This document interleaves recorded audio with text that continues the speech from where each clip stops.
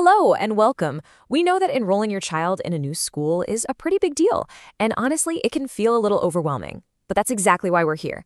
We're going to walk you through the whole thing and make it as smooth and stress-free as possible.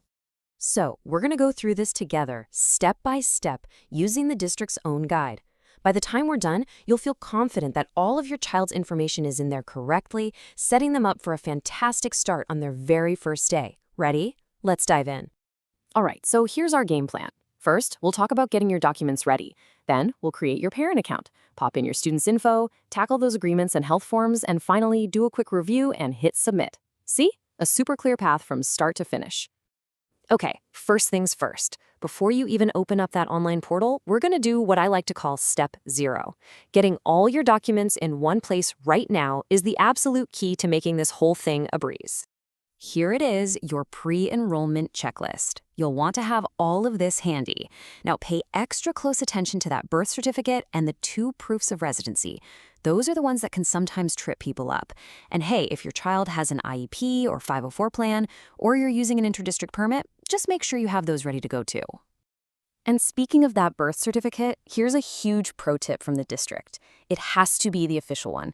They can't accept baptismal certificates or, those really cute decorative ones you get from the hospital. This is a super common mistake that can slow things down, so let's make sure we get it right the first time. For residency, you're going to need 2 different proofs, but you've got plenty of options. A recent utility bill paired with your rental contract? Perfect. Just make sure whatever you use is current and clearly shows your name and address. Okay, documents are all gathered. Nicely done. Now it's time to actually get online and take our first real step, creating your secure parent account in the PowerSchool portal. Think of this as your command center for the entire enrollment process. And you know what? Creating your account is so easy. It's really just 4 quick steps. You'll go to the portal, click Create Account, fill in your details, set a password, and boom, you're in. It's that simple. Now hold on, this is really, really important. When you create this account, you have to use your information as the parent or guardian. Not your child's name, not their info. This account is for you. You'll add your student in the next section. Great, your parent account is up and running. Now we get to the heart of it all, entering your child's specific information. This is where we start building their official school profile.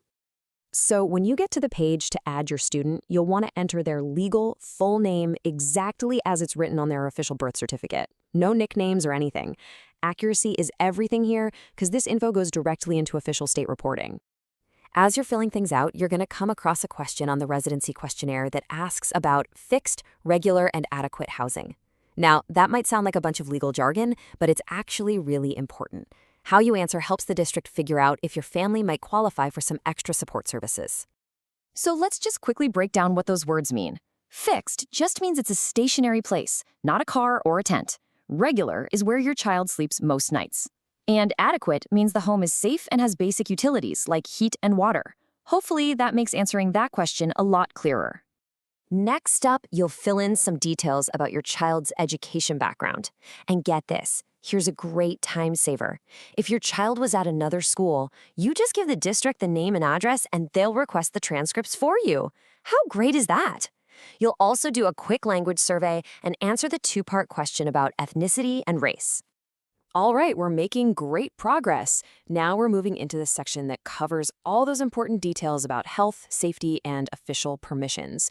This is all about making sure your child is safe and cared for in any situation. When you get to the emergency contacts page, the system has a pretty specific way it wants the information. Contact 1 is meant for the primary mother or guardian 1, and you absolutely have to include a valid email. Then, contact 2 is set up for the primary father or guardian 2. Okay, here's a fantastic little tip that'll keep you from getting stuck. If you're new to the area and you haven't found a local doctor or dentist yet, don't sweat it. You can just enter NA for the name and 555-555-5555 for the phone number, and the system will let you move on. You'll also need to review and digitally sign a few important agreements. These cover things like the walking home policy for the older kids, a photo and video release for school activities, and a quick TB risk assessment. Just take a moment to read through each one before you sign. Now, you're going to see a link for the school lunch application. Please, whatever you do, do not skip this step. It's about so much more than just lunch. When you fill this out, it helps secure vital funding for the entire district, funding that helps all students. So your participation really does make a huge difference. And just like that, you've made it to the final step. You are in the home stretch. All the heavy lifting is done, and you are just a couple of clicks away from being finished. The portal has this really helpful visual guide to help you out. On the summary page, you'll see a status next to every section. If you see a red indicator, it just means something needs to be fixed. A green checkmark means that section is good to go. The goal is simple: turn all the reds to greens. So you've gone through everything, you've checked it twice, you scrolled to the bottom to click submit, and it's grayed out. You can't click it. This is probably the #1 question people have, and it's easy to think you did something wrong. But don't you worry, this is completely normal. The system is actually designed to do that. It's just making sure you don't accidentally submit an incomplete application. As soon as every single one of those status indicators has a green check mark next to it, that submit button will magically light up and become clickable. And once you click that button, success! You did it! The enrollment process is officially complete. On behalf of the district, a huge welcome to the Lennox family. They are so excited to have you and can't wait to see your student walking the halls. This is the start of a wonderful new chapter.